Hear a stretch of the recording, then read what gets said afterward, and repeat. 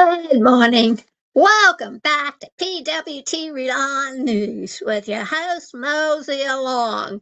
And today on the Foreign Service, we're talking about assisted dying abroad and what Americans need to know. Today, we're looking at a sensitive but increasingly relevant issue for Americans living, working, or traveling overseas: assisted help in dying.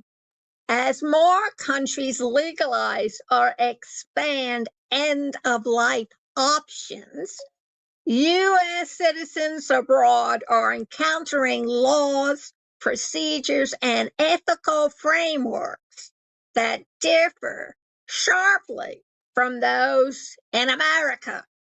The U.S. Foreign Service has begun issuing clear guidance to help Americans navigate these situations safely, legally, and with full awareness of the consequences.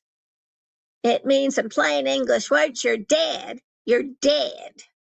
Assisted dying, also known as medical aid in dying or voluntary euthanasia, is legal in several countries, including Switzerland, Belgium, the Netherlands, Luxembourg, Canada, and parts of Australia. Each nation has its own criteria, medical requirements, and oversight systems.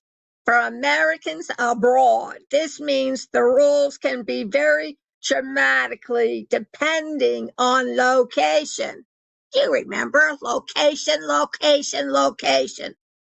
The Foreign Service emphasizes one core principle: the United States cannot authorize, facilitate, or participate in assisted dying, even in countries where it's legal. Keep that in mind, folks.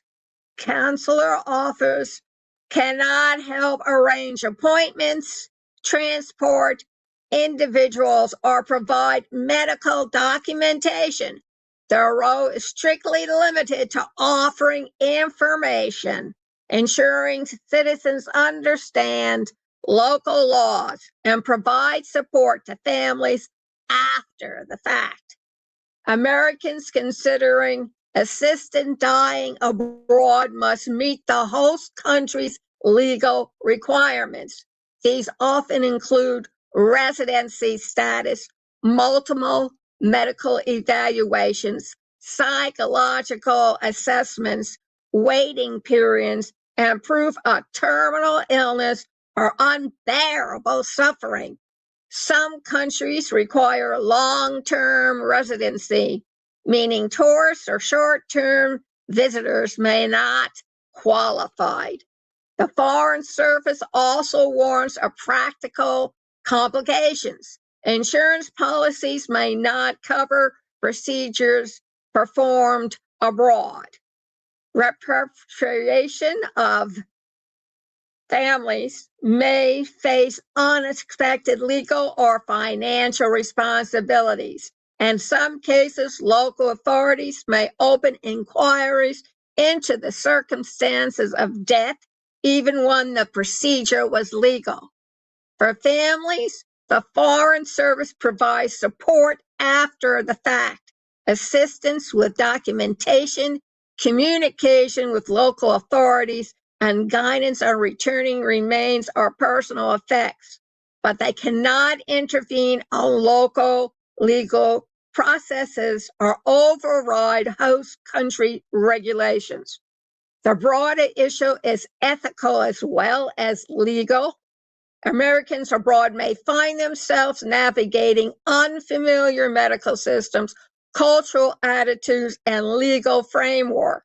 The Foreign Service encourages citizens to consult medical professionals, legal advisors, and family members before making irreversible decisions.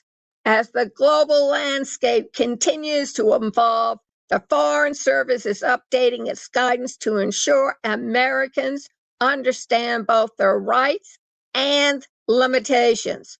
Assisted dying abroad is a deeply personal decision, but it's also one shaped by law, policy, and international boundaries.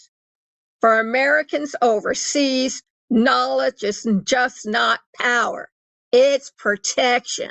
So go over to our website, pwtrelinews.kinsta.cloud, CLOUD, for further information and to keep abreast of the situations. Like most countries abroad, rules change, legalities may differ, and you should get your information before you even step on that plane, boat, or sailboat. There's a thought. Or if you're abducted by aliens, ask them to drop you off in Switzerland. Yeah, that sounds like a great idea. Have a good day. See you later, Gators.